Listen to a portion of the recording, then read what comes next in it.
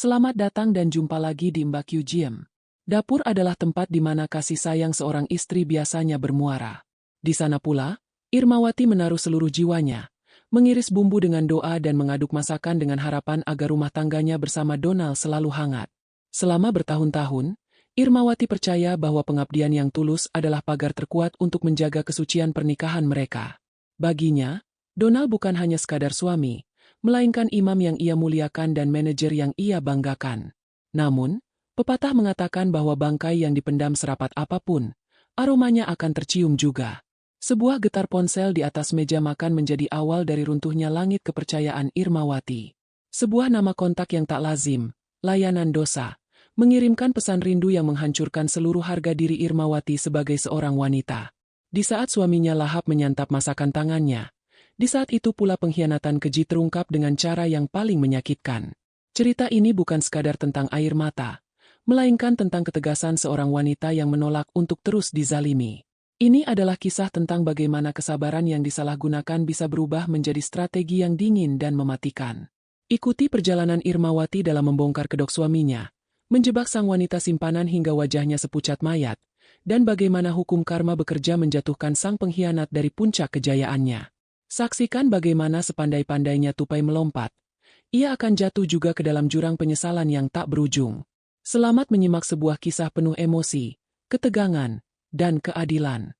Suasana pagi di kediaman Donald dan Irmawati terasa begitu tenang dan hangat. Aroma masakan dari dapur tercium sangat menggugah selera. Irmawati adalah sosok istri yang sangat telaten. Sejak subuh, ia sudah berkutat di dapur untuk menyiapkan hidangan kesukaan suaminya. Pagi itu, ia memasak sayur lodeh, sambal terasi, dan ayam goreng lengkuas yang masih mengepul. Donald duduk di kursi makan dengan setelan kantor yang rapi. Sebagai seorang manajer di sebuah perusahaan distribusi besar, Donald memang selalu dituntut tampil sempurna. Ia mulai menyuap nasi dengan lahap. Irmawati duduk di hadapannya sambil menuangkan teh hangat dengan senyum tulus yang tidak pernah hilang. Donald memuji masakan itu berulang kali. Ia mengatakan bahwa tidak ada masakan di dunia ini yang bisa menandingi buatan istrinya. Irmawati merasa sangat dihargai. Baginya, kebahagiaan suami adalah prioritas utama. Namun, ketenangan itu terusik saat ponsel Donald yang tergeletak di samping piring bergetar cukup lama. Donald tampak kaget dan buru-buru membalikkan layar ponselnya ke bawah. Ia tampak gugup dan segera menyambar ponsel tersebut. Donald beralasan ada panggilan penting dari kantor mengenai laporan stok barang yang harus segera ia periksa di ruang kerja. Ia segera meninggalkan meja makan tanpa menghabiskan tehnya. Irmawati merasakan ada sesuatu yang tidak beres. Perubahan sikap Donald belakangan ini memang sangat mencolok. Suaminya menjadi lebih sering mengunci ponsel dengan kata sandi yang terus berubah. Ia juga sering pulang terlambat dengan alasan rapat mendadak dengan direktur utama. Irmawati mencoba menepis pikiran buruk itu, namun naluri seorang istri tidak bisa dibohongi. Saat Donald sedang sibuk di dalam kamar mandi sebelum berangkat kantor, ponselnya tertinggal di atas meja kerja dalam keadaan tidak terkunci karena Donald terburu-buru. Irmawati mendekat dengan jantung yang berdegup kencang. Ia melihat sebuah notifikasi pesan singkat masuk. Pesan itu datang dari kontak yang disimpan dengan nama layanan dosa. Isi pesannya sangat tidak pantas untuk hubungan kerja. Pesan itu berisi ucapan rindu dan pertanyaan kapan Donald akan datang kembali untuk menikmati layanan spesial. Irmawati merasa seluruh sendinya lemas. Dunianya seakan runtuh dalam sekejap. Air mata mulai menggenang di pelupuk matanya. Namun ia menahan diri agar tidak meledak saat itu juga. Ia segera mengambil tangkapan layar menggunakan ponselnya sendiri agar memiliki bukti yang kuat. Ia harus memastikan siapa sebenarnya sosok di balik nama layanan dosa tersebut. Irmawati kemudian meletakkan kembali ponsel Donald ke posisi semula. Ia menghapus jejak bahwa dirinya baru saja menyentuh benda itu. Donald keluar dari kamar mandi dengan wajah segar, tidak menyadari bahwa rahasia besarnya telah terendus. Ia berpamitan dengan mengecup kening Irmawati, sebuah rutinitas yang kini terasa sangat memuakkan bagi Irmawati. Setelah mobil Donald pergi meninggalkan pagar rumah, Irmawati terduduk lemas di lantai dapur. Ia menangis tanpa suara, meratapi kesetiaannya yang dibalas dengan pengkhianatan yang begitu kotor. Sambil mencoba menenangkan diri, Irmawati mulai berpikir jernih. Ia tahu Donald adalah orang yang licin dan memiliki posisi kuat sebagai manajer. Jika ia langsung melabrak tanpa rencana, ia pasti akan diputarbalikkan oleh kata-kata manis Donald. Irmawati memutuskan untuk bermain cantik. Ia harus menjadi pengamat di dalam rumahnya sendiri. Ia mulai memperhatikan setiap gerak-gerik Donald dan mencari tahu lebih dalam tentang siapa itu Banowati. Nama yang kemudian ia temukan di catatan kecil di dalam tas kerja Donald. Kesabaran Irmawati kini berubah menjadi strategi yang dingin dan terukur. Irmawati mulai menyusun rencana besar. Ia tidak ingin hanya sekadar bercerai. Ia ingin Donald merasakan kehancuran yang setimpal dengan rasa sakit yang ia rasakan. Ia mulai mengumpulkan bukti-bukti transaksi keuangan yang mencurigakan. Sebagai istri yang dipercaya memegang beberapa berkas penting, Irmawati menemukan bahwa Donald sering mengirimkan sejumlah uang ke rekening atas nama Banowati dengan keterangan biaya operasional kantor. Ini adalah awal dari sebuah pembalasan yang akan dilakukan oleh seorang istri yang selama ini dianggap lemah dan hanya tahu urusan dapur. Langkah pertama adalah dengan memancing sosok layanan dosa itu untuk datang ke sarangnya. Irmawati tahu bahwa Donald akan mengadakan perjalanan dinas palsu lusa nanti. Saat itulah ia akan mengambil alih kendali. Ia menghapus air matanya dan berdiri tegak. Ia merapikan sisa makanan di meja makan dengan perasaan yang sangat berbeda. Rasa cinta yang selama ini ia pelihara perlahan mulai membeku. Irmawati menatap cermin di ruang makan dan berjanji pada dirinya sendiri bahwa ia tidak akan membiarkan harga dirinya diinjak-injak lebih jauh lagi. Permainan baru saja dimulai dan Donald tidak pernah menyangka bahwa lawan terberatnya adalah orang yang setiap hari menyiapkan kopinya. Setelah keberangkatan Donald ke kantor, Irmawati tidak membiarkan dirinya larut dalam kesedihan lebih lama. Ia segera menuju ruang kerja suaminya dengan langkah yang mantap. Sebagai seorang manajer, Donald memang sangat rapi dalam menyimpan dokumen, namun Irmawati jauh lebih teliti karena selama ini ia yang sering membantu merapikan administrasi pribadi suaminya. Ia mulai memeriksa laci meja yang terkunci. Dengan kunci cadangan yang ia simpan di dalam kotak jahit, Irmawati berhasil membuka laci tersebut. Di dalamnya, ia menemukan sebuah buku tabungan atas nama orang lain namun dengan alamat korespondensi ke kantor Donald. Irmawati menemukan bahwa saldo dalam buku tabungan itu berjumlah sangat besar, mencapai ratusan juta rupiah. Ia mencatat setiap nomor rekening tujuan transfer yang dilakukan Donald secara rutin setiap bulan. Hampir sebagian besar uang itu mengalir ke rekening Banowati. Irmawati menyadari bahwa suaminya bukan hanya berselingkuh secara fisik, tetapi juga telah melakukan pengkhianatan finansial yang luar biasa. Ia merasa sangat geram karena selama ini Donald selalu mengeluh tentang bonus kantor yang dipotong atau biaya hidup yang meningkat jika Irmawati meminta uang lebih untuk keperluan renovasi rumah. Kenyataan pahit ini membuat Irmawati semakin yakin bahwa Donald adalah pria yang manipulatif. Sambil terus mencari bukti, Irmawati menemukan selembar kwitansi pembayaran perhiasan mewah dan tas bermerek yang nilainya setara dengan gaji Donald selama 3 bulan. Kwitansi itu bertanggal tepat pada hari ulang tahun pernikahan mereka yang kelima, di mana saat itu Donald hanya memberinya sebuah buket bunga kecil dengan alasan sedang banyak pengeluaran kantor. Rasa sakit di hati Irmawati kini berganti menjadi amarah yang dingin. Ia memotret semua dokumen itu sebagai bukti hukum perdata terkait harta bersama.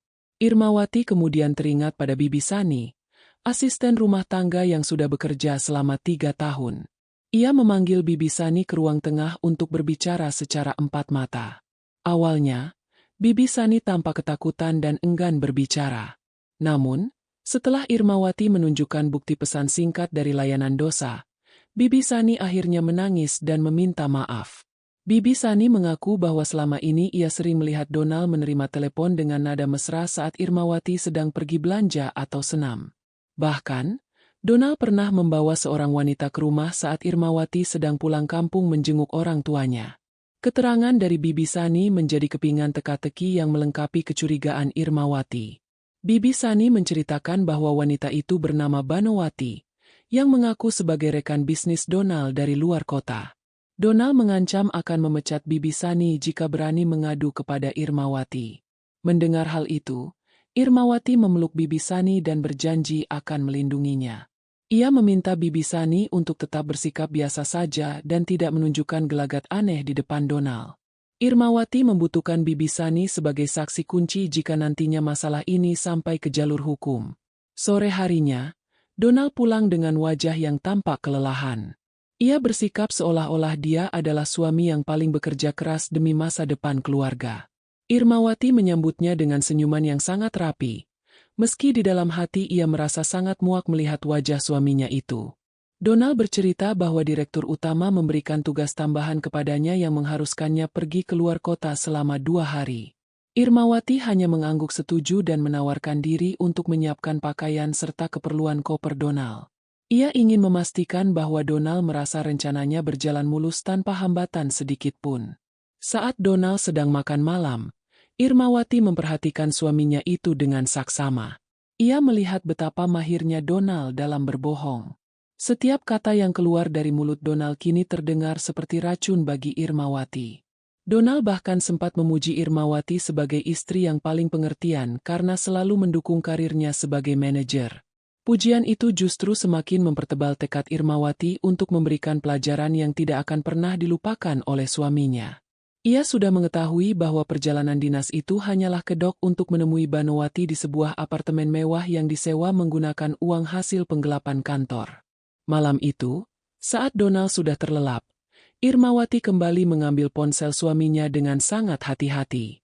Ia melihat ada pesan masuk lagi dari layanan dosa yang menanyakan nomor kamar hotel untuk pertemuan mereka lusa.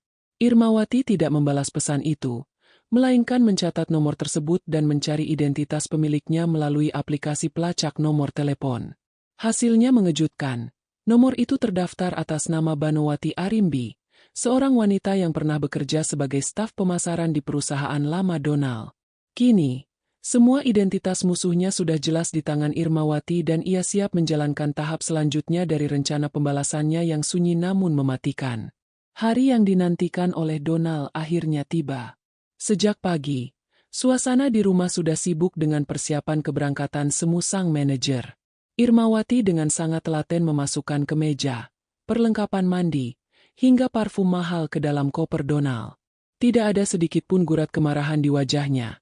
Yang ada hanyalah ketenangan seorang istri yang sedang mengantar suaminya bertugas. Donald berkali-kali memeriksa jam tangannya, tampak tidak sabar untuk segera keluar dari rumah itu. Ia beralasan bahwa direktur utama sudah menunggunya di bandara untuk berangkat bersama menuju lokasi proyek di luar kota. Padahal, Irmawati tahu bahwa itu hanyalah bualan besar untuk menutupi niat busuknya bertemu dengan Banowati. Setelah Donald berpamitan dan mobilnya menghilang di tikungan jalan, Irmawati tidak membuang waktu. Ia segera masuk ke dalam kamar dan mengambil sebuah ponsel cadangan yang sudah ia siapkan. Ia telah menyalin nomor Banowati yang disimpan Donald dengan nama layanan dosa.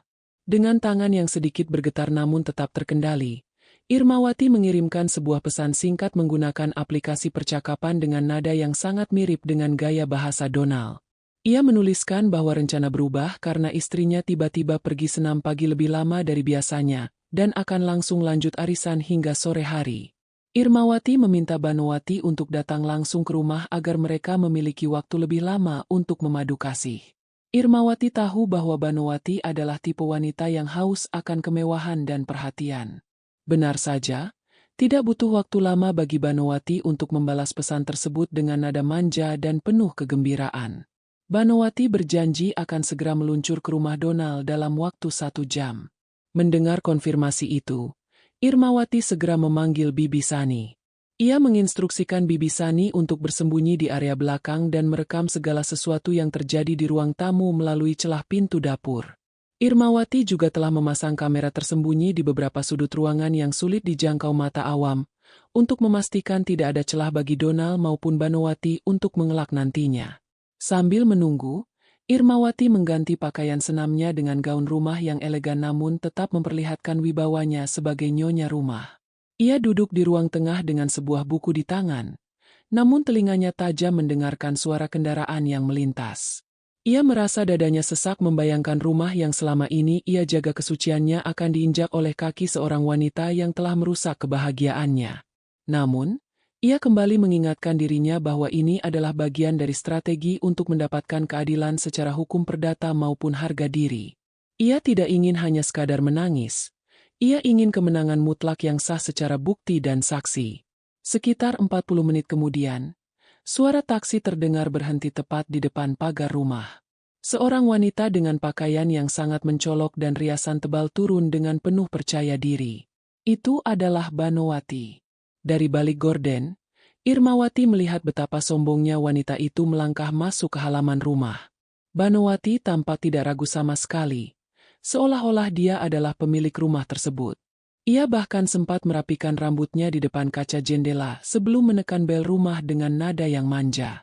Irmawati menarik napas panjang, menenangkan jantungnya yang berdegup kencang, lalu melangkah perlahan menuju pintu depan. Saat pintu terbuka, wajah Banowati yang semula penuh senyum goda tiba-tiba membeku. Ia mengira Donal yang akan membukakan pintu dengan pelukan hangat. Namun yang ia temui adalah sosok istri sah yang berdiri tegak dengan tatapan dingin yang menusuk. Banowati tampak gagap dan mencoba mencari alasan. Ia bertanya apakah benar ini rumah Bapak Donal sang manajer karena ia mengaku sebagai kurir dokumen penting dari kantor. Irmawati hanya tersenyum tipis. Sebuah senyuman yang lebih menakutkan daripada teriakan amarah. Ia mempersilakan Banowati masuk dengan nada suara yang sangat tenang namun penuh tekanan. Banowati melangkah masuk dengan kaki gemetar. Ia mulai menyadari bahwa ada yang salah dengan situasi ini. Di dalam ruang tamu, Irmawati sengaja meletakkan foto pernikahan mereka dalam ukuran besar tepat di hadapan tempat duduk Banowati. Atmosfer di dalam ruangan itu menjadi sangat mencekam. Irmawati kemudian duduk di hadapan Banowati tanpa mengeluarkan sepatah kata pun selama beberapa menit, membiarkan keheningan itu menghancurkan mental wanita di depannya. Banowati terus meremas tas mahalnya. Tas yang Irmawati tahu dibeli menggunakan uang yang seharusnya menjadi hak rumah tangga mereka. Keheningan itu pecah saat Irmawati mengeluarkan ponselnya dan membacakan kembali pesan-pesan rindu yang dikirimkan oleh layanan dosa. Wajah Banowati seketika berubah menjadi sepucat mayat. Ia tidak menyangka bahwa permainannya dengan Donal sudah diketahui sedetail itu. Irmawati menegaskan bahwa ia bukan hanya tahu tentang perselingkuhan mereka, tapi juga tentang semua aliran dana yang masuk rekening Banowati. Ancaman mengenai pelaporan penggelapan dana dan tuntutan hukum perdata mulai menghantui pikiran Banowati. Di titik inilah, Irmawati menunjukkan bahwa kesabaran seorang istri yang dikhianati bisa berubah menjadi senjata yang paling mematikan bagi siapa saja yang berani bermain api. Suasana di dalam ruang tamu kediaman Donal kini terasa begitu menyesakan bagi Banowati. Wanita yang tadinya datang dengan gaya selangit itu, kini hanya bisa tertunduk lesu di sofa bludru yang mahal. Irmawati masih mempertahankan posisi duduknya yang tegak, menunjukkan kelasnya sebagai nyonya rumah yang tidak mudah digoyangkan oleh badai pengkhianatan. Ia memperhatikan bagaimana jemari Banowati gemetar saat berusaha memegang gelas air putih yang disuguhkan oleh Bibi Sani. Bibi Sani sendiri menatap Banowati dengan tatapan yang sangat tajam, seolah ingin menumpahkan seluruh kekesalannya karena selama ini harus menyimpan rahasia busuk majikan laki-lakinya itu. Irmawati mulai berbicara dengan nada yang sangat rendah namun setiap katanya mengandung kekuatan hukum yang nyata. Ia menyebutkan satu persatu tanggal transaksi keuangan yang dilakukan Donal ke rekening Banowati. Irmawati menjelaskan bahwa setiap rupiah yang dikeluarkan Donal tanpa izin istri sah adalah bagian dari harta bersama yang bisa dituntut kembali di pengadilan perdata. Mendengar istilah hukum perdata disebut, Banowati semakin gemetar. Ia hanyalah seorang wanita yang mengandalkan kecantikan untuk memeras pria beristri. Ia sama sekali tidak siap menghadapi tuntutan hukum yang bisa menyeretnya ke balik jeruji besi atau kemiskinan mendadak. Di tengah ketegangan itu, pintu depan tiba-tiba terbuka dengan kasar. Donal muncul dengan wajah yang penuh keringat dan napas yang terengah-engah. Rupanya, Donal merasa ada yang tidak beres setelah ia mencoba menghubungi nomor Banowati berkali-kali namun tidak mendapatkan jawaban. Sementara ia melihat lokasi ponselnya menunjukkan titik di rumahnya sendiri melalui aplikasi pelacak keluarga yang lupa ia matikan. Donal terpaku di ambang pintu melihat pemandangan yang paling ia takuti dalam hidupnya. Istri sahnya dan selingkuhannya duduk berhadapan di ruang tamunya sendiri. Wajah Donal yang biasanya penuh percaya diri sebagai seorang manajer kini berubah menjadi pucat pasi. Ia melihat istrinya memegang berkas-berkas yang sangat ia kenal, yaitu dokumen laporan keuangan pribadi dan bukti transfer rahasianya. Donald mencoba mendekat dan merangkul bahu Irmawati, mencoba melakukan manipulasi terakhirnya dengan kata-kata manis. Ia berbohong bahwa Banowati hanya datang untuk urusan mendesak dari direktur utama. Namun, Irmawati dengan tenang menepis tangan Donald. Ia berdiri dan menunjukkan layar ponselnya yang berisi pesan dari layanan dosa yang baru saja ia balas tadi pagi. Donald kehilangan kata-kata. Kebohongan yang selama ini ia bangun setinggi langit runtuh ketika di hadapan bukti yang tak terbantahkan. Ia melihat ke arah Banowati. Namun wanita itu justru menyalahkan Donald. Banowati berteriak bahwa Donald lah yang menjanjikannya rumah dan perlindungan hukum jika rahasia ini terbongkar. Pertengkaran antara dua orang yang berkhianat itu terjadi di depan mata Irmawati. Bagi Irmawati, pemandangan ini bukan lagi menyedihkan, melainkan menjijikkan. Ia melihat betapa rendahnya moral pria yang selama ini ia muliakan sebagai imam dalam keluarga. Irmawati kemudian meminta Bibi Sani untuk mengeluarkan koper besar yang sudah ia siapkan sejak subuh. Koper itu berisi pakaian-pakaian Donald yang sudah ia kemas dengan rapi. Ia menyatakan bahwa mulai detik ini, Donald tidak lagi memiliki hak untuk tinggal di rumah tersebut. Meskipun rumah itu dibeli saat mereka menikah, Irmawati mengingatkan Donald tentang perjanjian pranikah yang pernah mereka buat, di mana aset rumah tinggal jatuh sepenuhnya kepada pihak istri jika terjadi pelanggaran berat dalam pernikahan. Donald terhenyak, ia baru teringat akan poin hukum yang pernah ia tanda tangani saat mereka masih dalam masa kasmaran dulu. Ketegangan mencapai puncaknya saat Irmawati menelepon Pak Kartiwa Wiwaha, pengacara keluarga yang sudah menunggu instruksinya. Pak Kartiwa menyatakan melalui pengeras suara bahwa langkah-langkah hukum untuk membekukan aset yang diduga hasil penggelapan sudah mulai diproses. Donald merasa dunianya benar-benar berakhir. Ia tidak hanya kehilangan istri dan rumah, tapi karirnya sebagai manajer juga berada di ujung tanduk jika laporan penggelapan ini sampai ke telinga direktur utama. Banowati yang merasa terancam pun segera beranjak ingin pergi. Namun Irmawati menghalanginya dan mengatakan bahwa ada sesuatu yang harus diselesaikan sebelum ia meninggalkan rumah itu. Irmawati meminta Banowati untuk meletakkan tas mewah dan jam tangan yang ia pakai di atas meja. Dengan lugas, Irmawati mengatakan bahwa barang-barang itu dibeli menggunakan uang operasional keluarga yang digelapkan oleh Donald. Jika Banowati tidak menyerahkannya sekarang, Irmawati tidak akan segan untuk memasukkan namanya dalam laporan pencucian uang. Dengan wajah penuh kehinaan dan air mata yang mengalir deras, Banowati melepas semua barang mewah itu satu persatu. Ia keluar dari rumah itu dengan berjalan kaki tanpa membawa apapun, meninggalkan Donald yang masih bersimpuh di kaki Irmawati memohon ampunan yang sudah tertutup rapat. Donald masih bersimpuh di lantai ruang tamu, memegangi ujung gaun Irmawati dengan tangan yang gemetar hebat. Suasana yang tadinya penuh dengan teriakan kini berubah menjadi keheningan yang mencekam. Hanya menyisakan suara isak tangis Donald yang terdengar sangat palsu di telinga Irmawati. Sebagai seorang manajer yang biasanya tampil berwibawa di depan bawahannya, pemandangan Donald yang memohon-mohon seperti ini benar-benar menjatuhkan martabatnya. Irmawati menatap suaminya itu dengan tatapan kosong, tanpa ada lagi rasa simpati atau cinta yang tersisa. Baginya, pria di hadapannya ini hanyalah orang asing yang telah menumpang hidup dan mengkhianati kepercayaannya selama bertahun-tahun. Donald mencoba membela diri dengan membawa-bawa nama Ibu Gendari. Ia mengatakan bahwa jika mereka bercerai, kesehatan ibunya yang sudah tua dan sering sakit-sakitan pasti akan memburuk karena syok. Donald menggunakan taktik manipulasi emosional ini sebagai senjata terakhir agar Irmawati luluh dan membatalkan niatnya. Namun, Irmawati sudah mengantisipasi hal tersebut. Ia mengeluarkan sebuah tablet dari tasnya dan memutar sebuah rekaman video singkat. Di dalam video itu, ternyata Irmawati sudah lebih dulu mengunjungi Ibu Gendari beberapa hari yang lalu untuk menceritakan semuanya secara jujur namun hati-hati. Ibu Gendari justru berpesan agar Irmawati mengambil langkah tegas demi harga dirinya. Melihat video itu, Donald seketika terdiam dan melepaskan pegangannya pada gaun Irmawati. Harapan terakhirnya untuk berlindung di balik nama ibunya musnah sudah. Irmawati menegaskan bahwa Ibu Gendari sangat kecewa karena memiliki anak yang tidak bisa menjaga amanah sebagai suami dan telah mengotori rezeki keluarga dengan cara yang haram. Irmawati menjelaskan bahwa kesabaran yang ia tunjukkan selama ini bukanlah karena ia bodoh atau tidak tahu apa-apa, melainkan karena ia sedang mengumpulkan kekuatan untuk melakukan serangan balik yang sah secara hukum dan tidak bisa didebat lagi. Donald kemudian mulai panik memikirkan nasib posisinya di kantor. Ia tahu bahwa laporan yang disiapkan oleh pakar Tiwa Wiwaha bukan hanya soal hukum perdata keluarga, melainkan juga menyangkut audit keuangan internal perusahaan.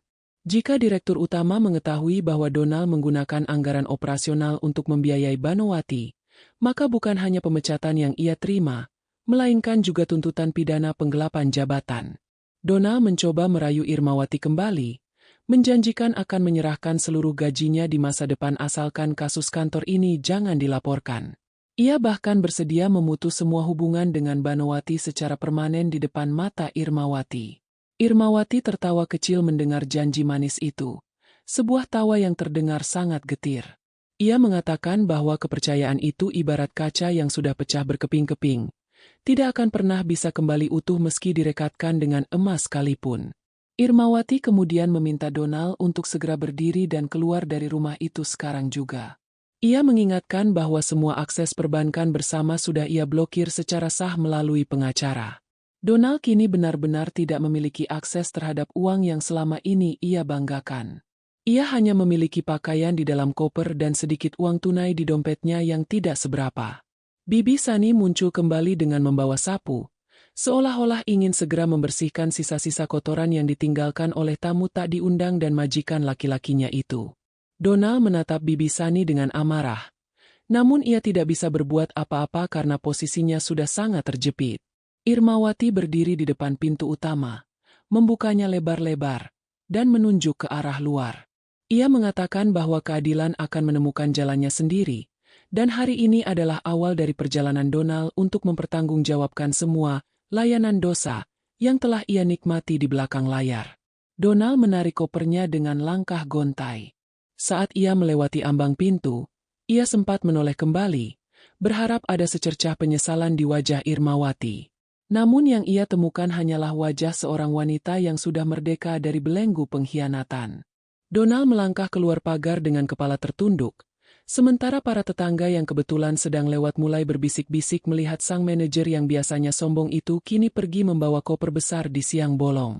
Irmawati segera menutup pintu rumah dengan rapat dan menguncinya, merasa seolah-olah beban seberat gunung baru saja terangkat dari pundaknya. Di dalam rumah yang kini terasa lebih luas itu, Irmawati duduk kembali di sofa. Ia menarik napas dalam-dalam, merasakan udara yang jauh lebih bersih tanpa kehadiran pengkhianat. Ia tahu bahwa perjuangannya belum selesai karena proses di pengadilan masih panjang. Namun ia merasa puas karena telah memberikan perlawanan yang elegan. Ia segera menghubungi pakar Tiwa Wiwaha untuk melanjutkan langkah berikutnya, yaitu menyerahkan bukti-bukti penggelapan dana kantor kepada pihak audit perusahaan besok pagi. Irmawati siap menghadapi babak baru hidupnya sebagai wanita mandiri yang tidak bisa lagi ditindas oleh siapapun. Pagi itu, Irmawati bangun dengan perasaan yang jauh lebih ringan meski tidurnya tidak terlalu nyenyak. Ia tidak lagi harus menyiapkan kopi untuk pria yang telah membohonginya selama bertahun-tahun. Setelah merapikan diri dengan pakaian formal yang sangat bersahaja, ia segera berangkat menuju kantor pusat tempat Donald bekerja.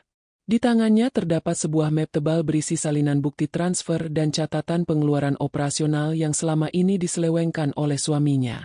Ia telah membuat janji melalui pakar Tiwa Wiwaha untuk bertemu langsung dengan Direktur Utama perusahaan tersebut guna menyerahkan dokumen-dokumen penting demi menyelamatkan aset yang secara hukum masih berkaitan dengan harta bersama mereka.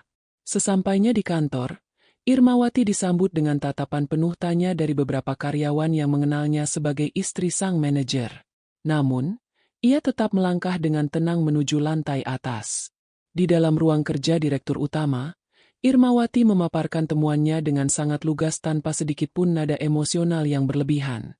Ia menjelaskan bahwa tujuannya bukan hanya karena dendam pribadi, melainkan karena ia tidak ingin terseret dalam masalah hukum jika suatu saat perusahaan melakukan audit internal dan menemukan aliran dana yang tidak wajar ke rekening pribadinya yang sempat dipinjam Donald.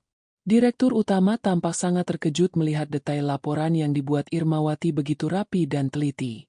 Ternyata, kecurigaan Irmawati benar adanya. Perusahaan memang sedang mencium bau tidak sedap dalam laporan keuangan divisi yang dipimpin oleh Donald, namun mereka belum menemukan bukti fisik yang kuat. Kehadiran Irmawati dengan dokumen-dokumen asli tersebut bagaikan kunci yang membuka kotak Pandora kejahatan Donald. Direktur utama langsung memanggil tim audit internal dan bagian hukum perusahaan untuk segera menindaklanjuti temuan tersebut. Irmawati juga menyerahkan daftar aset yang dibeli Donald menggunakan uang kantor, termasuk apartemen yang ditinggali Banowati serta beberapa barang mewah lainnya yang secara hukum perdata harus disita oleh pihak perusahaan. Sementara itu, di sebuah hotel murah di pinggiran kota, Donald terbangun dengan rasa pening yang luar biasa. Ia terus mencoba menghubungi Banowati, namun nomor wanita itu sudah tidak aktif lagi. Donald mulai menyadari bahwa Banowati benar-benar hanya parasit yang akan pergi saat inangnya sudah tidak lagi memiliki daya tarik finansial. Rasa frustrasi mulai menyergapnya saat ia teringat bahwa pagi ini seharusnya ada rapat besar di kantor. Dengan sisa keberanian yang ada, Donald memutuskan untuk tetap datang ke kantor, berharap ia bisa menghapus jejak-jejak digital di komputernya sebelum ada orang yang menyadarinya. Ia belum tahu bahwa Irmawati sudah selangkah lebih maju darinya. Saat Donald memasuki lobi kantor, suasana terasa sangat berbeda. Rekan-rekan kerjanya yang biasanya menyapa dengan ramah kini justru membuang muka atau berbisik-bisik di belakangnya. Di depan meja kerjanya, sudah berdiri dua orang petugas keamanan perusahaan dan tim audit. Tanpa banyak bicara, mereka meminta Donald untuk segera menuju ruang direktur utama. Jantung Donald seakan berhenti berdetak saat melihat Irmawati sedang melangkah keluar dari ruangan tersebut dengan didampingi oleh Pak Kartiwa Wiwaha. Tatapan mereka bertemu di lorong kantor, namun Irmawati tidak memberikan reaksi apapun. Ia hanya berjalan melewati Donald seolah-olah suaminya itu hanyalah tiang gedung yang tidak bernyawa. Di dalam ruangan, direktur utama langsung menyodorkan bukti-bukti penggelapan yang diserahkan oleh Irmawati. Donald mencoba melakukan pembelaan diri dengan suara yang gagap, namun semua argumennya terpatahkan oleh data yang sangat akurat. Perusahaan memberikan dua pilihan kepada Donald, yaitu mengundurkan diri secara tidak hormat dan mengembalikan seluruh uang yang telah digelapkan dalam waktu singkat, atau masalah ini akan langsung diserahkan kepada pihak kepolisian untuk diproses secara pidana. Donald tertunduk lesu, air mata penyesalan mulai jatuh. Namun kali ini bukan karena ia merasa bersalah pada Irmawati, melainkan karena ia takut kehilangan segala fasilitas dan jabatan yang selama ini ia banggakan. Donald keluar dari ruang direktur utama dengan tangan yang masih gemetar. Ia harus menyerahkan kunci mobil dinas, ponsel kantor, serta tanda pengenal karyawannya saat itu juga. Ia kini bukan lagi seorang manajer yang disegani, melainkan seorang pengangguran dengan beban hutang pengembalian dana perusahaan yang sangat besar. Donald berjalan keluar gedung kantor dengan langkah yang gontai, membawa barang-barang pribadinya dalam sebuah kotak kardus kecil. Ia berdiri di pinggir jalan, menunggu angkutan umum di bawah terik matahari, merasakan bagaimana rasanya berada di posisi yang paling bawah setelah sebelumnya merasa berada di puncak dunia karena kelicikannya. Di dalam mobilnya yang kini dikemudikan oleh sopir suruhan Pak Kartiwa, Irmawati melihat Donald dari kejauhan. Ia tidak merasa senang, namun ia merasa adil. Ia teringat kembali bagaimana Donald dengan asyik makan masakannya sementara ponselnya bergetar mengirimkan pesan, layanan dosa. Kini, meja sudah berbalik sepenuhnya. Irmawati memutuskan untuk tidak lagi memikirkan Donald dan mulai fokus pada proses gugatan cerai dan penyelamatan sisa harta mereka. Ia tahu bahwa badai ini belum sepenuhnya reda. Namun ia sudah memiliki payung hukum yang sangat kuat untuk melindungi masa depannya dan masa depan Ibu Gendari yang kini menjadi tanggung jawab moralnya. Irmawati tidak ingin berhenti hanya pada kehancuran karir Donald. Ia tahu bahwa Banowati masih berkeliaran dan mungkin sedang mencari mangsa baru atau bahkan mencoba menyembunyikan sisa-sisa harta yang sempat dialirkan Donald kepadanya. Melalui bantuan Pak Kartiwa Wiwaha, Irmawati mulai menelusuri aset-aset yang tidak tercatat dalam buku tabungan utama. Penyelidikan mereka membawa hasil yang mengejutkan. Ternyata, Banowati bukan sekadar selingkuhan pasif, melainkan otak di balik beberapa skema pengeluaran fiktif yang dilakukan Donald di kantor. Banowati memanfaatkan posisi Donald sebagai manajer untuk memasukkan tagihan-tagihan dari vendor palsu yang ternyata adalah rekening milik kerabat Banowati sendiri. Irmawati merasa darahnya mendidih menyadari betapa jahatnya kerjasama mereka di belakang punggungnya. Sambil duduk di ruang kerja Pak Kartiwa, ia melihat dokumen-dokumen kontrak fiktif tersebut. Irmawati menyadari bahwa Donald telah dijebak oleh cintanya sendiri hingga menjadi buta hukum dan logika. Donald tidak menyadari bahwa Banowati sedang menyiapkan jalan untuk melarikan diri jika sewaktu-waktu audit perusahaan benar-benar terjadi. Irmawati memutuskan untuk mengunjungi apartemen yang ditinggali Banowati, namun bukan untuk bertengkar, melainkan untuk memberikan peringatan terakhir bahwa semua langkah hukum untuk penyitaan aset sedang berjalan. Sesampainya di apartemen mewah tersebut, Irmawati mendapati bahwa suasana di sana sangat kacau. Banowati sedang terburu-buru memasukkan barang-barangnya ke dalam koper besar. Ia tampak ketakutan setelah mengetahui Donald dipecat secara tidak hormat. Saat melihat Irmawati berdiri di depan pintunya, Banowati mencoba menutup pintu dengan kasar, namun Irmawati dengan tenang menahannya. Irmawati masuk ke dalam ruangan itu dan melihat betapa mewahnya fasilitas yang dinikmati Banowati dari hasil keringat dan pengkhianatan suaminya. Ia memberitahu Banowati bahwa apartemen ini telah resmi masuk dalam daftar sita jaminan, karena cicilannya dibayar menggunakan uang perusahaan yang digelapkan. Banowati mulai berteriak histeris dan memaki Irmawati dengan kata-kata kasar. Ia menuduh Irmawati sebagai istri yang tidak becus menjaga suami sehingga Donald mencari hiburan di luar. Irmawati tidak terpancing sedikit pun oleh makian tersebut. Ia hanya mengeluarkan sebuah surat resmi dari Pengadilan Perdata mengenai permohonan sita jaminan atas barang-barang bergerak di dalam apartemen tersebut. Banowati terdiam seketika saat melihat cap resmi negara pada surat itu. Ia menyadari bahwa Irmawati bukan lawan yang bisa dihadapi dengan sekadar adu mulut atau tangisan palsu. Irmawati memberikan waktu 2 jam bagi Banowati untuk mengosongkan tempat itu hanya dengan pakaian yang melekat di tubuhnya. Di tempat lain, Donald yang kini luntang-lantung mencoba mencari perlindungan ke rumah Ibu Gendari. Ia berharap ibunya akan merasa kasihan dan mengizinkannya tinggal di sana untuk sementara waktu.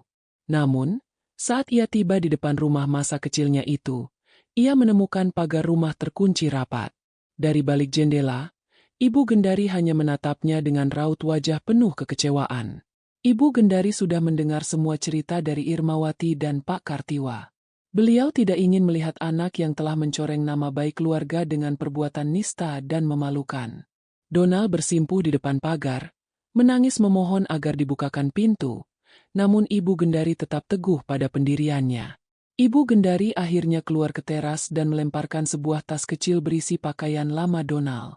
Beliau mengatakan bahwa Donald harus belajar menjadi laki-laki yang bertanggung jawab atas setiap pilihan buruk yang ia ambil. Donald merasa dunianya benar-benar runtuh ketika orang terakhir yang ia harapkan dukungannya justru menutup pintu rapat-rapat. Ia kini menyadari bahwa uang, jabatan manajer, dan wanita simpanan telah merenggut segalanya dari hidupnya dalam waktu sekejap. Donald berjalan menjauh dari rumah ibunya dengan rasa malu yang membakar dada, sementara para tetangga mulai memperhatikan drama keluarga tersebut dari balik pagar mereka masing-masing. Malam harinya, Irmawati kembali ke rumahnya yang kini terasa sangat tenang. Ia memanggil Bibi Sani untuk duduk bersamanya di meja makan. Meskipun status mereka adalah majikan dan asisten, Irmawati merasa Bibi Sani adalah salah satu orang yang paling setia menemaninya melewati masa sulit ini. Mereka makan malam bersama dalam suasana yang hangat dan tulus. Irmawati mulai merencanakan masa depannya tanpa ada bayang-bayang Donald lagi. Ia berencana untuk menjual rumah tersebut dan mencari tempat tinggal baru yang lebih kecil, agar ia bisa memulai lembaran hidup yang benar-benar bersih dari kenangan pahit masa lalu. Irmawati juga mulai memproses laporan resmi ke pihak kepolisian terkait keterlibatan Banowati dalam penggelapan dana kantor. Ia ingin memastikan bahwa keadilan benar-benar ditegakkan untuk semua pihak yang terlibat dalam layanan dosa tersebut. Ia tidak ingin ada orang lain yang menjadi korban kelicikan Banowati di masa depan. Dengan bukti-bukti yang sudah sangat lengkap dan bantuan profesional dari Pak Kartiwa Wiwaha, Irmawati merasa yakin bahwa jalannya menuju kemerdekaan diri sudah semakin dekat. Ia menutup hari itu dengan doa syukur, merasa bahwa setiap air mata yang jatuh sebelumnya kini telah berubah menjadi kekuatan yang tidak terhingga. Proses hukum mulai berjalan dengan kecepatan yang tidak pernah dibayangkan oleh Donald sebelumnya. Irmawati, didampingi oleh Pak Kartiwa Wiwaha, secara resmi mendaftarkan gugatan cerai ke pengadilan agama sekaligus gugatan perdata terkait pembagian harta bersama di pengadilan negeri. Irmawati tidak ingin menunda-nunda lagi karena ia tahu Donald sedang dalam kondisi terdesak dan mungkin saja melakukan tindakan nekat untuk mengalihkan sisa aset yang ada. Di dalam ruang mediasi pengadilan, suasana terasa sangat dingin. Donald hadir dengan pakaian yang tampak mulai kusam, rambut yang tidak tertata rapi, dan lingkaran hitam di bawah matanya yang menunjukkan betapa hancur hidupnya setelah terusir dari rumah dan dipecat dari jabatan manajer. Donald mencoba mendekati Irmawati di lorong pengadilan, memohon agar istrinya mencabut gugatan tersebut. Ia berjanji akan berubah dan bekerja dari nol lagi demi membangun kembali rumah tangga mereka. Namun, Irmawati hanya menatap lurus ke depan seolah-olah Donald adalah dinding kosong yang tidak memiliki arti. Pak Kartiwa Wiwaha dengan sigap berdiri di antara mereka, mengingatkan Donald bahwa segala bentuk komunikasi harus melalui pengacara sesuai dengan prosedur yang berlaku. Donald merasa sangat terhina karena kini ia harus berhadapan dengan aturan hukum yang kaku untuk berbicara dengan wanita yang dulu selalu melayaninya dengan penuh kasih sayang di meja makan. Sementara itu, pihak kepolisian mulai menindaklanjuti laporan Irmawati mengenai keterlibatan Banowati dalam sindikat vendor fiktif di kantor Donald. Penyelidikan mengungkapkan bahwa Banowati telah melakukan praktik ini di beberapa perusahaan lain sebelumnya dengan modus yang sama, yaitu mendekati pria yang memiliki jabatan strategis untuk kemudian dimanfaatkan secara finansial. Fakta ini menjadi pukulan telak bagi Donald yang selama ini mengira bahwa Banowati benar-benar mencintainya. Donald baru menyadari bahwa ia hanyalah salah satu dari sekian banyak korban yang telah diperas habis-habisan oleh wanita yang ia beri nama layanan dosa di ponselnya itu. Irmawati tetap konsisten dengan rencananya. Ia mulai mengemasi barang-barang pribadinya dari rumah besar itu. Ia memutuskan untuk menyerahkan rumah tersebut agar dijual sebagai bagian dari upaya pengembalian kerugian perusahaan yang dilakukan oleh Donald. Dengan cara ini, Irmawati berharap bisa meringankan beban hukuman Donald namun tetap menjaga harga dirinya dengan tidak mengambil sepeser pun uang haram hasil penggelapan. Langkah Irmawati ini sangat mengejutkan banyak pihak, termasuk Direktur Utama perusahaan Donald yang merasa sangat kagum dengan integritas yang ditunjukkan oleh istri mantan karyawannya tersebut. Kabar mengenai ketegasan Irmawati mulai tersebar di kalangan rekan-rekan sosialitanya dan lingkungan tempat tinggalnya. Banyak yang memberikan dukungan moral, namun ada juga yang mencibir karena menganggap Irmawati terlalu kejam kepada suaminya sendiri. Namun, Irmawati tidak memedulikan omongan orang lain. Baginya, kebenaran tidak harus selalu terlihat manis di mata orang banyak. Ia hanya ingin menjalani hidup dengan tenang tanpa rasa bersalah. Ia juga memastikan bahwa Ibu Gendari mendapatkan tempat tinggal yang layak di sebuah paviliun kecil dekat rumah saudaranya, agar ibunya tetap bisa menjalani hari tua dengan damai meskipun anaknya sedang didera masalah besar. Di tengah proses hukum yang melelahkan, Irmawati mulai membuka usaha kecil-kecilan di bidang kuliner. Ia memanfaatkan keahlian memasaknya yang dulu hanya dinikmati oleh Donald untuk menjadi sumber penghasilan mandiri. Ia mulai menerima pesanan catering untuk acara kantoran dan arisan. Ternyata, masakannya mendapatkan sambutan yang sangat luar biasa. Tanpa bantuan nama besar Donald sebagai manajer, Irmawati membuktikan bahwa ia bisa berdiri di atas kakinya sendiri. Kesibukan baru ini membantunya untuk melupakan rasa sakit hati dan fokus pada masa depan yang lebih cerah tanpa ada lagi pengkhianatan yang membayangi setiap langkahnya. Suatu sore, Donald menerima surat panggilan dari kepolisian untuk memberikan keterangan tambahan sebagai saksi sekaligus calon tersangka dalam kasus vendor fiktif. Ia duduk di sebuah warung kopi pinggir jalan, memandangi surat itu dengan tangan gemetar. Ia tidak lagi memiliki uang untuk membayar pengacara handal, dan ia tahu Banowati pasti akan melimpahkan semua kesalahan kepadanya untuk menyelamatkan diri sendiri. Donald merasa sangat sendirian di dunia ini. Ia teringat kembali pada masa-masa indah saat ia masih bisa makan dengan tenang di meja makan rumahnya, tanpa ada rasa takut akan masa depan yang kini terasa begitu gelap dan mengerikan. Babak baru persidangan akan segera dimulai minggu depan. Irmawati sudah menyiapkan mental untuk menghadapi semua kenyataan pahit yang mungkin akan terungkap lebih dalam di ruang sidang. Ia tahu bahwa kebenaran akan selalu menemukan jalannya, meski harus melewati proses yang menyakitkan. Dengan dukungan dari Pak Kartiwa Wiwaha dan Bibi Sani yang selalu setia di sampingnya, Irmawati siap untuk memutus rantai penderitaannya secara permanen. Ia ingin memastikan bahwa setelah semua ini berakhir, tidak ada lagi jejak-jejak layanan dosa yang bisa mengusik ketenangan hidupnya kembali. Hari pertama persidangan perceraian sekaligus pembuktian pelanggaran perdata dimulai dengan suasana yang sangat tegang. Irmawati hadir dengan setelan batik yang anggun dan wajah yang sangat tenang, didampingi oleh Pak Kartiwa Wiwaha yang membawa tumpukan berkas bukti. Di sisi lain, Donald tampak sangat kontras. Ia mengenakan kemeja yang tampak kebesaran karena berat badannya turun drastis, wajahnya kusam, dan matanya terus menghindari tatapan orang-orang di dalam ruangan. Tidak ada lagi sisa-sisa wibawa seorang manajer yang dulu selalu memerintah dengan nada sombong. Di kursi penonton, beberapa rekan kantor lama mereka hadir untuk menyaksikan jatuhnya sang atasan yang dulu mereka segani. Saat hakim ketua membuka persidangan dan mempersilakan pihak penggugat memaparkan alasannya, Pak Kartiwa dengan lugas menyajikan bukti-bukti perselingkuhan dan penyelewengan dana. Audio rekaman percakapan Donald dengan Banowati diputar di ruang sidang, memperdengarkan suara Donald yang sedang merencanakan liburan mewah menggunakan anggaran kantor.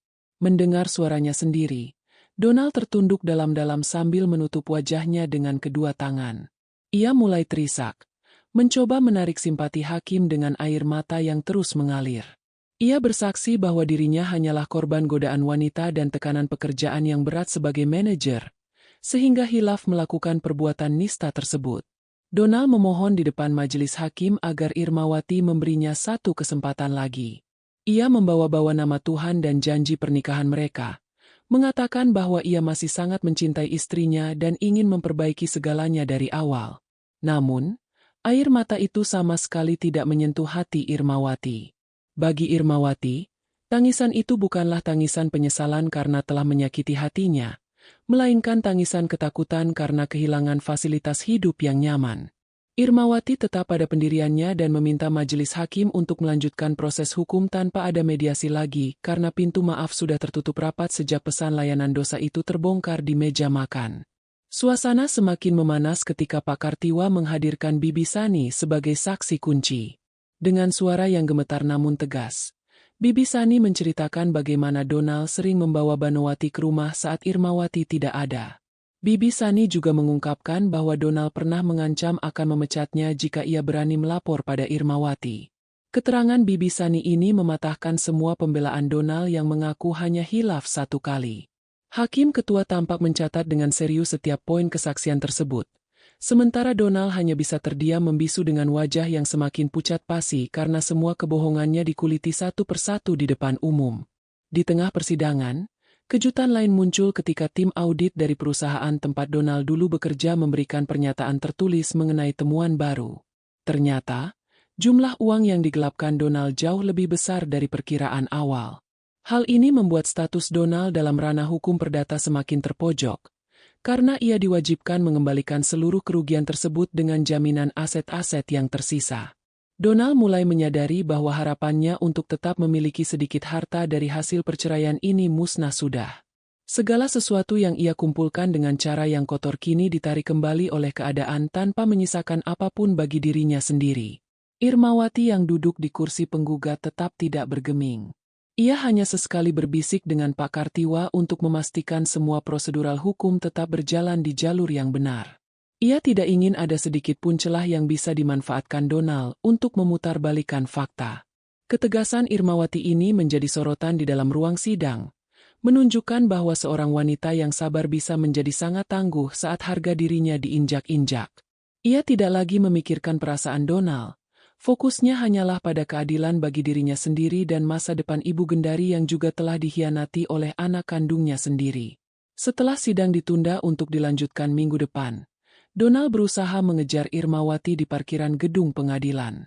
Ia berteriak memanggil nama istrinya dengan suara serak, memohon agar tidak semua aset disita karena ia tidak tahu harus tinggal di mana setelah ini.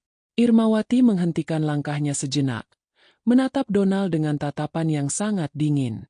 Ia hanya mengatakan bahwa Donald seharusnya memikirkan hal itu sebelum memanjakan Banowati dengan uang hasil keringat orang lain. Irmawati kemudian masuk ke dalam mobil dan meninggalkan Donald yang berdiri mematung di tengah teriknya matahari parkiran pengadilan, meratapi nasibnya yang kian hancur. Malam harinya, Irmawati duduk di ruang tengah rumahnya yang sudah mulai kosong karena beberapa barang sudah mulai dikemas. Ia merasa puas karena proses hukum berjalan sesuai dengan rencananya. Meskipun hati kecilnya masih merasa perih mengenang masa lalu, ia tahu bahwa ini adalah satu-satunya jalan untuk mendapatkan kedamaian sejati. Ia mematikan lampu ruang tengah dan berjalan menuju kamar, siap menghadapi hari esok dengan kekuatan baru. Ia sudah tidak lagi penasaran dengan apa yang dilakukan Donal atau Banowati di luar sana, karena baginya, babak tentang mereka dalam hidupnya sudah hampir mencapai titik akhir yang mutlak. Keadaan Donal semakin terdesak setelah sidang pembuktian yang sangat menyudutkan posisinya. Ia kini tidak lagi tinggal di hotel murah karena uang di dompetnya sudah benar-benar menipis. Donal terpaksa menumpang di sebuah rumah petak sempit milik salah satu mantan anak buahnya yang merasa kasihan melihat nasib mantan manajer itu. Namun, rasa kasihan itu tidak bertahan lama karena Donal tetap menunjukkan sikap sombong dan sering mengeluh tentang fasilitas yang tidak memadai. Di saat yang sama, surat tagihan dari pihak perusahaan yang menuntut pengembalian dana penggelapan mulai datang silih berganti. Donal merasa seperti diburu oleh bayang-bayang dosanya sendiri yang kini mewujud dalam bentuk angka-angka utang yang fantastis. Irmawati di sisi lain mulai menjalankan strategi terakhirnya bersama Pak Kartiwa Wiwaha. Mereka telah mendapatkan penetapan sita jaminan dari pengadilan atas seluruh aset yang dibeli Donal selama masa perselingkuhan. Penjualan aset-aset tersebut akan diprioritaskan untuk menutupi kerugian perusahaan agar Donal terhindar dari tuntutan pidana yang lebih berat. Sebuah langkah yang sebenarnya masih menunjukkan sisa kebaikan hati Irmawati demi nama baik keluarga besar. Namun, Irmawati memastikan bahwa semua dokumen perpindahan hak milik dilakukan secara transparan sehingga tidak ada satu rupiah pun yang kembali ke tangan Donal. Ia ingin Donal benar-benar belajar arti dari sebuah kerja keras dan kejujuran dari titik nol yang paling bawah. Puncak penderitaan Donal terjadi saat ia mencoba mendatangi kantor polisi untuk menanyakan perkembangan kasus vendor fiktif yang melibatkan Banowati. Di sana, ia justru bertemu dengan Banowati yang sedang digelandang petugas dengan tangan terborgol. Wajah wanita itu tidak lagi menunjukkan kecantikan yang dulu dipuja-puja Donal. Banowati tampak sangat marah dan langsung meludahi arah Donal sambil berteriak bahwa Donal adalah pria bodoh yang sangat mudah dimanfaatkan. Banowati mengaku di hadapan penyidik bahwa ia tidak pernah sedikit pun mencintai Donal dan hanya menganggapnya sebagai sumber uang yang bisa diperas kapan saja. Mendengar pengakuan itu di depan banyak orang, mental Donal benar-benar hancur berkeping-keping. Rasa malu yang luar biasa menyelimuti diri Donal saat ia menyadari bahwa selama ini ia telah menukar berlian di rumahnya dengan kerikil tajam di jalanan. Ia teringat kembali pada setiap butir nasi yang disiapkan Irmawati dengan penuh cinta, yang dulu ia telan sambil memikirkan wanita lain. Penyesalan itu datang terlambat dan terasa sangat mencekik. Donal berjalan menyusuri trotoar kota dengan pakaian yang sudah mulai kotor, tanpa tujuan dan tanpa harapan.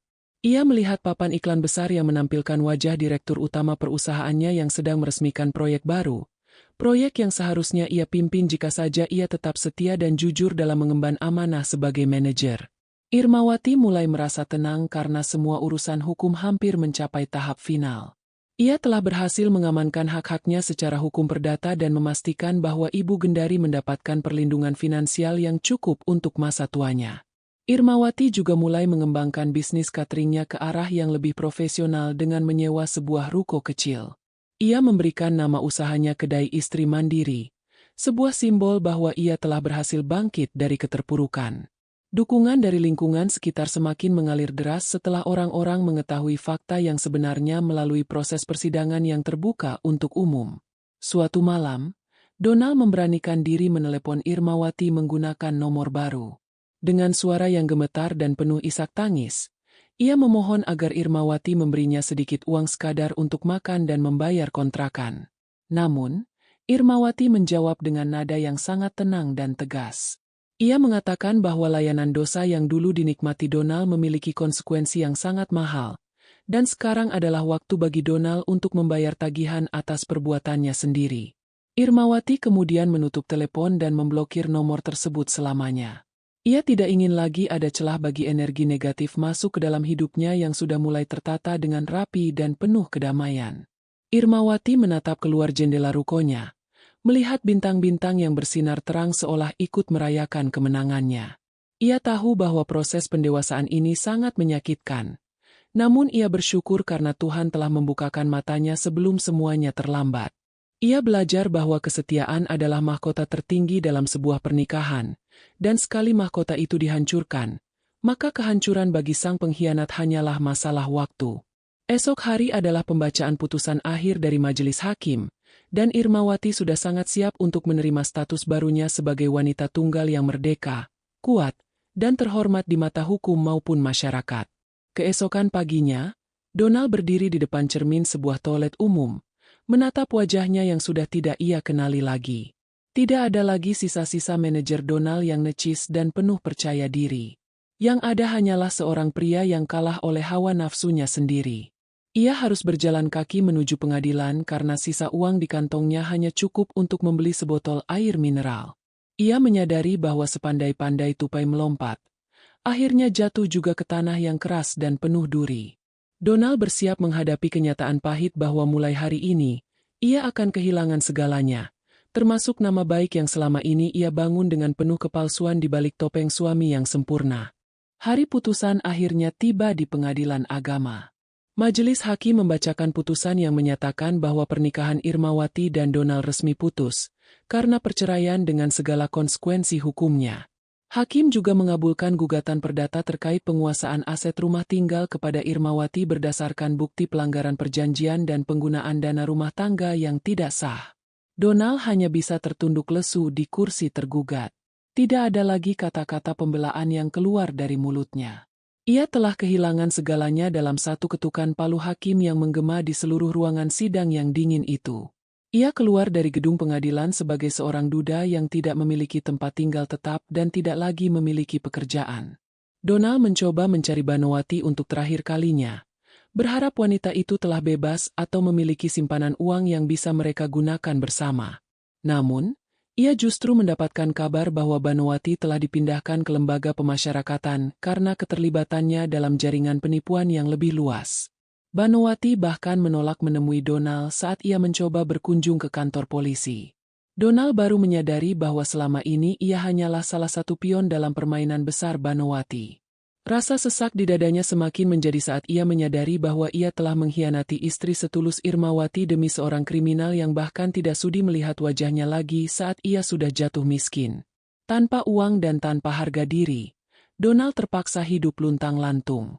Ia mencoba melamar pekerjaan di berbagai perusahaan sebagai staf biasa, namun rekam jejaknya sebagai manajer yang dipecat karena penggelapan dana telah tersebar luas di kalangan industri.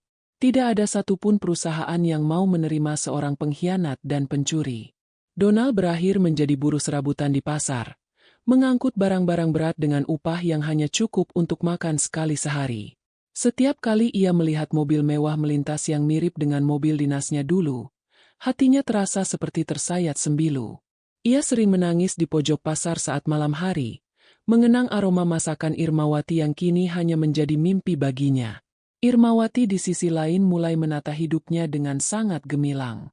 Usaha cateringnya, kedai istri mandiri, berkembang pesat dan mulai memiliki banyak pelanggan tetap dari instansi pemerintah dan perusahaan swasta. Ia juga aktif dalam kegiatan sosial, memberikan motivasi kepada para wanita yang mengalami nasib serupa dengannya agar tetap kuat dan mandiri secara finansial. Irmawati membuktikan bahwa kehancuran sebuah pernikahan bukanlah akhir dari segalanya, melainkan sebuah gerbang menuju kebebasan sejati jika dihadapi dengan kecerdasan dan ketegasan. Ia kini dikenal sebagai sosok wanita inspiratif yang mampu bangkit dari pengkhianatan dengan cara yang sangat elegan dan bermartabat.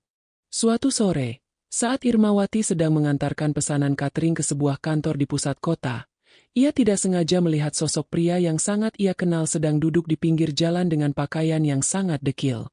Pria itu adalah Donald. Donald tampak sedang makan sebungkus nasi sisa dengan tangan yang kotor. Tatapan mereka sempat bertemu selama beberapa detik. Donald tampak sangat malu dan segera menundukkan kepalanya, berusaha menyembunyikan wajahnya di balik topi lusuh yang ia kenakan. Irmawati tidak berhenti. Ia terus berjalan menuju mobilnya dengan langkah yang tetap tenang dan anggun. Tidak ada lagi rasa dendam. Yang ada hanyalah rasa syukur karena ia telah lepas dari pengaruh buruk pria itu. Donal hanya bisa melihat mobil Irmawati menjauh dengan air mata yang menetes ke atas nasi bungkusnya. Ia merasakan karma yang sangat nyata sedang menghimpit hidupnya. Ia yang dulu selalu memandang rendah istrinya dan menganggap remeh kesetiaan, kini harus menanggung beban kehinaan seumur hidupnya.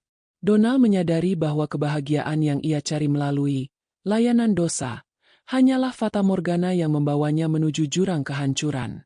Ia kini harus menjalani sisa hidupnya dalam kemiskinan dan penyesalan yang tidak akan pernah berakhir. Sementara wanita yang ia zalimi tumbuh menjadi sosok yang jauh lebih mulia dan sukses tanpa kehadirannya. Keadilan benar-benar telah menemukan alamatnya sendiri tanpa pernah meleset sedikit pun. Irmawati telah mendapatkan kembali semua haknya dan bahkan mendapatkan lebih banyak kebahagiaan melalui kemandiriannya. Sementara Donal dan Banowati masing-masing harus mendekam dalam penjara nasib yang mereka bangun sendiri dengan tangan-tangan penuh dosa. Perselingkuhan yang dulu dimulai dengan pesan-pesan rindu yang manis di meja makan, kini berakhir dengan pahitnya kehidupan di jalanan dan di balik jeruji besi. Irmawati menutup hari itu dengan senyuman tulus, menyadari bahwa kesabaran dan kejujuran memang selalu membuahkan hasil yang manis pada waktunya. Di ruko barunya yang nyaman, Irmawati duduk bersama Bibi Sani dan Ibu Gendari yang kini tinggal bersamanya. Mereka menikmati teh hangat di sore hari sambil bercengkerama tentang masa depan bisnis catering yang akan semakin maju. Ibu Gendari tampak jauh lebih sehat dan bahagia karena dirawat oleh menantu yang hatinya seluas samudra. Meskipun Donal adalah anak kandungnya, Ibu Gendari lebih memilih untuk mendukung kebenaran daripada membela kesalahan yang nyata. Kehidupan mereka kini penuh dengan keberkahan dan ketenangan, jauh dari segala bentuk manipulasi dan kebohongan yang dulu sempat merusak kebahagiaan rumah tangga mereka. Ketukan palu terakhir di ruang sidang beberapa waktu lalu benar-benar menjadi tanda berakhirnya sebuah era kegelapan bagi Irmawati. Kini, ia berdiri di depan ruko cateringnya yang baru saja diperluas, menatap papan nama kedai istri mandiri yang bersinar terang di bawah lampu jalan. Kehidupan Irmawati telah berubah total. Ia bukan lagi sekadar istri yang diam di rumah menunggu kepulangan suami yang berkhianat, melainkan seorang pengusaha wanita yang disegani dan mandiri. Setiap pagi, ia bangun dengan semangat baru untuk menciptakan resep-resep masakan yang tidak hanya lezat, tetapi juga membawa keberkahan bagi para karyawannya, termasuk Bibi Sani yang kini menjabat sebagai kepala bagian logistik di usahanya. Donal kini tinggal di sebuah pemukiman padat penduduk, bekerja sebagai kuli panggul pasar dengan tubuh yang semakin kurus dan wajah yang menua jauh melampaui usianya. Ia sering melewati rumah lama mereka yang kini sudah dihuni oleh keluarga lain, hanya untuk sekadar mengenang betapa bodohnya ia dulu. Rasa penyesalan itu seperti luka yang tidak pernah mengering. Ia mendengar kabar bahwa Banowati telah dijatuhi hukuman penjara yang cukup lama karena akumulasi kasus penipuan dan penggelapan dana di berbagai tempat. Donal menyadari bahwa tanpa integritas dan kesetiaan, segala jabatan dan kemewahan hanyalah titipan yang bisa diambil kembali dalam sekejap oleh sang pemilik semesta melalui jalan yang paling menyakitkan. Ibu Gendari tetap setia mendampingi Irmawati di rumah barunya yang sederhana namun penuh kehangatan. Hubungan mereka justru semakin erat layaknya ibu dan anak kandung. Ibu Gendari sering membantu di kedai, sekadar menyapa pelanggan atau membantu membungkus pesanan. Bagi Ibu Gendari, Irmawati adalah malaikat yang dikirim Tuhan untuk menyelamatkannya dari masa tua yang suram akibat ulah anak kandungnya sendiri. Mereka hidup dalam kedamaian, jauh dari getaran ponsel yang membawa pesan-pesan dosa atau kebohongan yang ditutupi dengan kata-kata manis. Kebenaran telah menang, dan harga diri yang dulu sempat rinjak kini telah tegak kembali dengan gagah berani.